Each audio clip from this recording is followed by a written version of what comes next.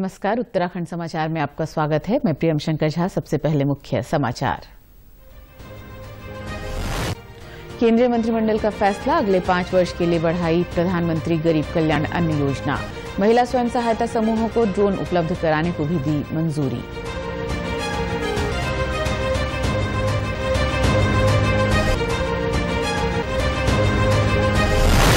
Silkyara tunnel से rescue किए गए श्रमिकों को मुख्यमंत्री धामी ने सौंपे 1-1 लाख रुपए के चेक। उत्तराखंड के श्रमिकों के घर भी जश्न का माहौल।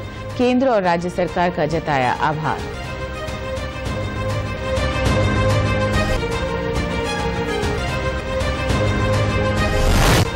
प्रदेश के विभिन्न क्षेत्रों में पहुंची विकसित भारत संकल्प यात्रा। सरकार की कल्याणकारी योजनाओं की जानकारी देने के साथ ही ग्रामीणों का हुआ स्वास्थ्य परीक्षण।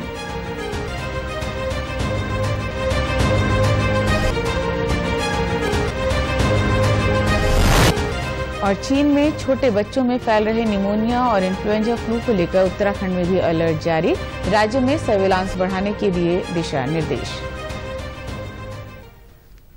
अब समाचार विस्तार से। केंद्र सरकार ने प्रधानमंत्री गरीब कल्याण अन्न योजना 1 जनवरी 2024 से और 5 साल के लिए बढ़ा दी है। इस योजना के अंतर्गत देश में 81 करोड़ गरीबों को 5 किलोग्राम अनाज प्रतिमाह निःशुल्क दिया जाता है। नई दिल्ली में मीडिया से बातचीत में केंद्रीय सूचना और प्रसारण मंत्री अनुराग सिंह ठाकुर ने केंद्रीय मंत्रिमंडल के इस फैसले की घोषणा की। केंद्रीय मंत्रिमंडल ने महिला स्वयं सहायता समूहों को ड्रोन उपलब्ध कराने की केंद्रीय योजना को भी स्वीकृति दे दी है। श्री ठाकुर ने बताया कि इस योजना के तहत 2023-2024 से 2025-2026 के दौरान 15,000 चुनिंदा स्वयं सहायता समूहों को ड्रोन उपलब्ध कराए जाएंगे, जिनका उपयोग कृषि संबंधी सेवाओं के लिए किसानों को किराए पर देने के लिए किया जाएगा। पति दीदी बनाने की बात नरेंद्र मोदी जी ने कही थी। उस दिशा में एक कार्यक्रम ये भी है जहां टेक्नोलॉजी का उपयोग करेंगे। और जब ड्रोन को बात आती है तो ड्रोन आज सर्विसेज सेक्टर में एक बहुत बड़ी भूमिका निभा रहा है। सेल्फ हेल्प ग्रुप की संख्या अगर देश भर में देखी जाए तो लगभग 10 करोड़ बहनें 89 लाख सेल्फ हेल्प ग्रुप की सदस्य हैं। तो ड्रोन सर्विसेज के द्वारा कृषि कार्यों को किया जाए, ये सुनिश्चित किया गया है। सिलक्यारा सुरंग में फंसे सभी 41 श्रमिकों का सफल रेस्क्यू होने के बाद मुख्यमंत्री पुष्कर सिंह धामी ने आज फिर चिन्यालीसौड़ में श्रमिकों से मुलाकात की। इस दौरान मुख्यमंत्री ने एक-एक कर सभी श्रमिकों को 1-1 लाख के चेक बतौर सहायता धनराशि के सौंपे। वहीं मुख्यमंत्री ने रेस्क्यू ऑपरेशन के अंतिम दौर में पाइप पुशिंग हेतु रेट माइनिंग तकनीक से मैनुअल खुदाई करने वाले श्रमिकों को भी 50-50 हजार की प्रोत्साहन राशि देने की घोषणा की। उन्होंने डॉक्टरों से श्रमिकों के स्वास्थ्य लाभ, चिकित्सा उपचार के बारे में भी जानकारी ली। मुख्यमंत्री ने श्रमिकों को दी जा रही विभिन्न सुविधाओं का भी जायजा लिया। मुख्यमंत्री ने रेस्क्यू किए गए श्रमिकों में से टनकपुर चंपावत के पुष्कर की मां से भी मोबाइल पर बात की। उन्होंने कहा कि सभी श्रमिकों को कुशल बचाकर सरकार ने अपना वचन निभाया है। मुख्यमंत्री ने रेस्क्यू किए गए श्रमिकों के परिजनों से भी मुलाकात की। उन्होंने कहा कि प्रधानमंत्री नरेंद्र मोदी सुरंग में फंसे हुए श्रमिकों को सकुशल बाहर निकालने के अभियान पर निरंतर नजर रखे हुए थे और वो श्रमिकों की कुशलता को लेकर हमेशा चिंतित रहते थे। मुख्यमंत्री ने कहा कि सुरंग हादसे के चलते हम सब इस बार दीपावली नहीं मना पाए थे। अब सभी श्रमिकों को सुरक्षित रेस्क्यू कर लिए जाने के बाद आज दिवाली मनाई जाएगी। मुख्यमंत्री ने श्रमिकों के परिजनों को देहरादून मुख्यमंत्री आवास में दिवाली मनाने के लिए आमंत्रण भी दिया। इस अवसर पर बताया गया कि प्रारंभिक चिकित्सकीय जांच में सभी श्रमिक ठीक पाए गए हैं। एहतियात के तौर पर उच्च चिकित्सकीय परीक्षण के लिए श्रमिकों को एम्स ऋषिकेश में भर्ती कराया गया है, जहां उनके स्वास्थ्य की जांच की जा रही है। आपको बता दें कि सिलक्यारा सुरंग से सफलतापूर्वक बचाए गए श्रमिकों से प्रधानमंत्री नरेंद्र मोदी ने भी टेलीफोन पर बातचीत की। उन्होंने सभी श्रमिकों के सुरक्षित बाहर आने पर खुशी जताई है। सिलक्यारा सुरंग में रेस्क्यू के बाद सभी राहत महसूस कर रहे हैं। वहीं श्रमिकों के परिवार में खुशी का माहौल है। आपको बता दें कि इन 41 श्रमिकों में उत्तराखंड के भी 2 श्रमिक भाई टनल में फंसे हुए थे। रेस्क्यू ऑपरेशन सफल होने के बाद इनके घरों में दीपावली मनाई जा रही है। लोगों के मिलने वालों का भी तांता लगा हुआ है। सभी इन परिवारों को बधाई और शुभकामनाएं दे रहे हैं। गढ़वाल मंडल के पौड़ी जनपद के लालपानी कोटद्वार निवासी गब्बर सिंह नेगी के घर में जैसे ही पता चला कि उनकी सुरक्षित वापसी हो गई है, घर के सदस्यों के खुशी के आंसू निकल आए। सभी एक दूसरे को गले मिलकर बधाई दे रहे थे। गब्बर सिंह नेगी ने फोन से अपने परिजनों से बातचीत भी की। जी हाँ, कल आए हो बाहर, उन्होंने फोन किया मेरे से, तो मेरे को बहुत खुशी हुई कि बाहर आ गए, उनके साथी भी सब बाहर आ गए। उसके बाद हमने घर में वो दिया जलाई, कैंडल जलाई, पटाखे फोड़े, मिठाई बांटी, बहुत खुशी हुई हमको कि आ गए। मेरे आड़ पड़ोसी भी आए, वो भी बहुत खुशी थे। उसके बाद हाँ, उनके साथ प्रधानमंत्री जी ने की बात और धामी जी ने भी की बात, तो उनको बात सुनकर मेरे को बहुत खुशी हुई। जब मैंने टीवी चैनल में देखा उनको तो बहुत खुशी हुई।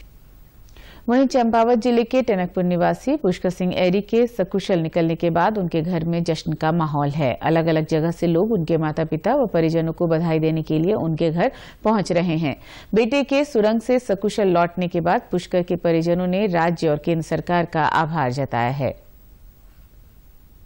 भी बहुत बहुत धन्यवाद, बहुत बहुत शुभकामना।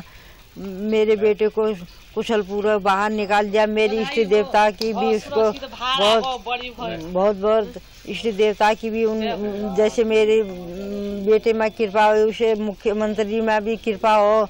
बहुत बहुत शुभकामना, बहुत बहुत आशीर्वाद उनको मेरी भी लगे। विकसित भारत संकल्प यात्रा के तहत आज सीमांत जनपद चमोली के मुख्यालय गोपेश्वर से जिले के विभिन्न न्याय पंचायतों के लिए जिलाधिकारी हिमांशु खुराना और नगरपालिका अध्यक्ष पुष्पा पासवान ने हरी झंडी दिखाकर विकास रथों को रवाना किया। जिलाधिकारी हिमांशु खुराना ने कहा कि जनपद की सभी 39 न्याय पंचायतों में स्वास्थ्य कैंप और बहुउद्देशीय शिविरों के माध्यम से लोगों को लाभान्वित करने का लक्ष्य रखा गया है। ये पूरे भारतवर्ष में और चमोली जनपद में भी प्रत्येक गांव में विकसित भारत संकल्प यात्रा के अंतर्गत इस यात्रा का उद्देश्य यही है कि जो भी हमारी विभागीय सरकारी योजनाएं हैं जिसका लाभार्थियों को लाभ मिलता है उसमें 100% सैचुरेशन अप्रोच के साथ हम कोई भी लाभार्थी ना छूटे। इस उद्देश्य से ये जो हमारी वैन्स हैं ये गांव-गांव जाएंगी और जो ऐसी महत्वाकांक्षी योजनाएं हैं, चाहे उज्ज्वला योजना है, प्रधानमंत्री आवास है, तो जो भी लाभार्थी इसमें अभी कवर नहीं हुए हैं तो उनको 100% उनको सैचुरेशन करने का इसका उद्देश्य है। वहीं ग्रामीणों ने केंद्र और राज्य सरकार के कार्यों की प्रशंसा की। उन्होंने कहा कि सरकार की कई योजनाओं का लाभ उनके क्षेत्र में लोगों को मिल रहा है। जन कल्याणकारी योजनाएं ऐतिहासिक पहल है और साथ ही ये जो हमारा सीमांत क्षेत्र है जनपद चमोली और वहाँ के जो दूर दराजों में कंदराओं में रहने वाले लोग हैं जिनको इसकी पर्याप्त जानकारियाँ नहीं रहती है, जानकारियों के अभाव के कारण जो है उनको विभिन्न जनहित कल्याणकारी योजनाओं का लाभ प्राप्त नहीं हो पाता है। तो ये केंद्र सरकार राज्य सरकार की जो ऐतिहासिक पहल है और हम सभी लोग इसकी भूरी भूरी प्रशंसा करते हैं। उधम सिंह नगर जिले के आनंदपुर ग्राम में विकसित भारत संकल्प यात्रा का आयोजन किया गया। इस अवसर पर विभिन्न विभागों के द्वारा स्टॉल लगाकर जन कल्याणकारी योजनाओं का प्रचार प्रसार किया गया। कार्यक्रम में स्वयं सहायता समूह के माध्यम से अच्छा कार्य करने वाली महिलाओं ने अपने विकास से संबंधित अनुभवों को साझा किया। क्षेत्रीय नोडल अधिकारी संजय छिमवाल ने बताया कि केंद्र और राज्य सरकार की जन कल्याणकारी योजनाओं के लिए पंजीकरण का कार्य भी किया जा रहा है। आज 29 तारीख को आनंदपुर में विकासखंड रुद्रपुर में ये संकल्प भारत विकसित यात्रा का कार्यक्रम किया गया। इसमें जो भी ग्रामीण हैं उनको सारी जो सरकारी योजनाएं हैं उनके बारे में बताया गया। स्वास्थ्य विभाग द्वारा, खाद्य विभाग द्वारा, अन्य कृषि उद्यान जो भी विभाग यहाँ पर आए थे उनके द्वारा सभी योजनाओं को बताया गया तथा स्वास्थ्य का चेकअप कैंप भी लगाया गया था और गरीबों को उनकी जो भी योजनाएं हैं उनका लाभ पहुँचाने के लिए माननीय मोदी जी द्वारा जो 2047 तक विकसित भारत बनाने का संकल्प लिया गया है उसके तहत योजनाओं की जानकारी दी गई। वहीं एक स्वयं सहायता समूह से जुड़ी महिला उषा ने बताया कि सरकार की योजनाओं का लाभ उनके समूह को भी मिला है। इससे उन्होंने नए कार्य की शुरुआत की और समूह से जुड़ी महिलाओं की आर्थिकी भी संवरी है। सीसीएल में ये योजना थी कि उसमें 1 लाख से 5 लाख तक का लाभ है। ये कम से कम ब्याज पर ये महिला जिसको अपना रोजगार करना हो, स्वरोजगार करना हो या सामूहिक रोजगार करना हो, आप लोन ले सकते हैं कम से कम ब्याज पर। बस ये है, बहुत फायदा हुआ है इससे कई महिलाओं ने। मैंने खुद से अपना सिलाई का दुकान किया जिसमें मशीनें उठाई थी हमने, 4-5 मशीनें ली थी हमने और आज मेरा व्यवसाय अच्छा चल रहा है। उत्तराखंड वैश्विक निवेशक सम्मेलन 2023 के तहत आज टिहरी जिले के प्रभारी मंत्री प्रेमचंद अग्रवाल ने टिहरी के मुनिकीरेती क्षेत्र में जिला स्तरीय मिनी कॉन्क्लेव का शुभारंभ किया। उन्होंने कहा कि आज उद्यमी उत्तराखंड में निवेश करने में उत्साह दिखा रहे हैं। उन्होंने कहा कि टिहरी जिले में पर्यटन की अपार संभावनाएं हैं। उन्होंने टिहरी को प्रगतिशील जिला बताते हुए अधिक से अधिक निवेश को प्रोत्साहित किया। जिलाधिकारी ने बताया कि जिला स्तरीय मिनी कॉन्क्लेव में 85 से अधिक कंपनी निवेशकों से 1100 करोड़ से अधिक के प्रस्ताव प्राप्त हुए हैं। अहमदाबाद गए, बॉम्बे गए, दिल्ली गए और इसी प्रकार से हमारे अन्य मंत्रीगण दूसरे स्थानों पे गए। सभी जगह से इन्वेस्टमेंट आ रहा है। मैंने कहा कि यहाँ का जो वातावरण है उसके लिए तो चारधाम जहाँ देवी देवता हो, देव घूमे वहाँ तो हर आदमी वैसे आना पसंद करता है, तो इसमें तो और थोड़ी आना हो। पिछले 2 दिनों की बढ़ी हुई ठंड के बाद आज राजधानी देहरादून में खिली हुई धूप ने जहां लोगों को थोड़ी राहत दी है, वहीं मौसम विभाग ने एक बार फिर से आने वाले 1 से 2 दिनों के लिए पूर्वानुमान जारी किया है, जिसके मुताबिक 29 और 30 नवंबर को पहाड़ी क्षेत्रों में हल्की बारिश और अधिक ऊंचाई वाले क्षेत्र में हल्की बर्फबारी का अनुमान जताया गया है। मौसम विभाग के निदेशक विक्रम सिंह ने कहा है कि प्रदेश में आने वाले 2 दिनों तक मौसम में बदलाव देखने को मिल सकता है, जिसके चलते मैदानी इलाकों में ठंड बढ़ने के आसार नजर आ रहे हैं। उधम सिंह नगर और हरिद्वार जिले में कोहरा छाने के आसार हैं, जिससे तापमान में गिरावट दर्ज की जा सकती है। दिसंबर माह के शुरुआती दिनों से मौसम साफ रहने की उम्मीद है। चीन में छोटे बच्चों में फैल रहे निमोनिया और इन्फ्लुएंजा फ्लू को लेकर उत्तराखंड में भी स्वास्थ्य महकमे ने अलर्ट जारी किया है। स्वास्थ्य सचिव डॉक्टर आर राजेश कुमार ने सभी डीएम और सीएमओ को जिला स्तर पर निगरानी रखने के दिशा निर्देश जारी किए हैं। स्वास्थ्य महानिदेशक विनीता शाह ने बताया कि चीन में बच्चों में निमोनिया और इन्फ्लुएंजा फ्लू के मामले बढ़ने पर स्वास्थ्य मंत्रालय की ओर से राज्य में सर्विलांस बढ़ाने के दिशा निर्देश दिए गए हैं। उन्होंने कहा कि राज्य में अभी तक इस तरह का कोई मामला नहीं है, लेकिन एहतियात के तौर पर सभी जिलों के अस्पतालों में विशेष निगरानी रखने के निर्देश दिए गए हैं। अल्मोड़ा जिले में जिला उद्योग केंद्र द्वारा सहायतित सामाजिक विकास एवं प्रबंधन समिति के माध्यम से हवालबाग विकास खंड में 15 दिवसीय निःशुल्क उद्यमिता विकास एवं आत्मनिर्भरता प्रशिक्षण दिया जा रहा है। इसमें महिला समूह और बेरोजगार युवक व युवतियां प्रतिभाग कर रहे हैं। अपर खाद्य संरक्षण प्रशिक्षण अधिकारी KS बिस्ट ने बताया कि महिलाओं को फल संरक्षण के तहत विभिन्न उत्पाद बनाना और उसका संरक्षण करना सिखाया जा रहा है। इसमें विभिन्न समूह की महिलाओं को सिट्रस फल, आंवला का फल, क्योंकि इसमें आंवला और सिट्रस फल, माल्टा नींबू का मेन सीजन हो रहा है, इसमें महिलाओं को विभिन्न प्रकार के फल पदार्थ बनाना सिखाया जा रहा है ताकि ये अपनी आजीविका का साधन बना सकें। महिलाएं इसको बनाकर अपना आजीविका चला सकती हैं। प्रशिक्षण में प्रतिभाग कर रही प्रतिभागी लीला जोशी और जया पांडे ने बताया कि अपना रोजगार करने के लिए ये प्रशिक्षण बहुत अच्छा है। उन्हें यहाँ विभिन्न प्रकार के उत्पाद बनाने सिखाए जा रहे हैं।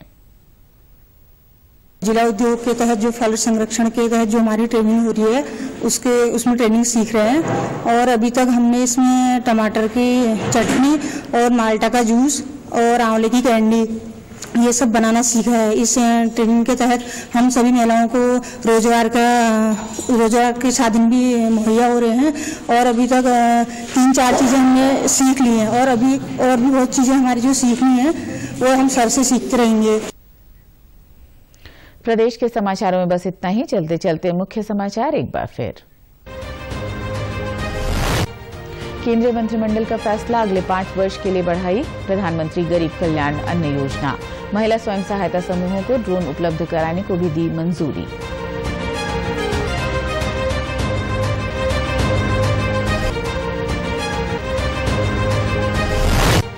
सिलक्यारा टनल से रेस्क्यू किए गए श्रमिकों को मुख्यमंत्री धामी ने सौंपे 1-1 लाख रुपए के चेक। उत्तराखंड के श्रमिकों के घर भी जश्न का माहौल। केंद्र और राज्य सरकार का जताया आभार।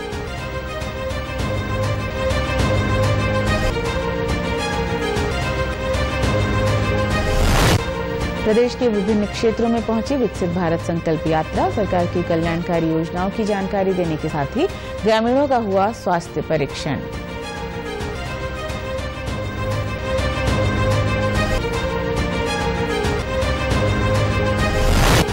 और चीन में छोटे बच्चों में फैल रहे निमोनिया और इन्फ्लुएंजा फ्लू को लेकर उत्तराखंड में भी अलर्ट जारी। राज्य में सर्विलांस बढ़ाने के दिए दिशा निर्देश। प्रदेश से जुड़े अपडेट्स के लिए आप हमसे सोशल मीडिया के माध्यम से भी जुड़ सकते हैं। हमारा एक्स हैंडल है DD News_देहरादून, हमारा फेसबुक पेज है DD News उत्तराखंड और हमारे YouTube channel DD News Uttarakhand को भी आप सब्सक्राइब कर सकते हैं। नमस्कार।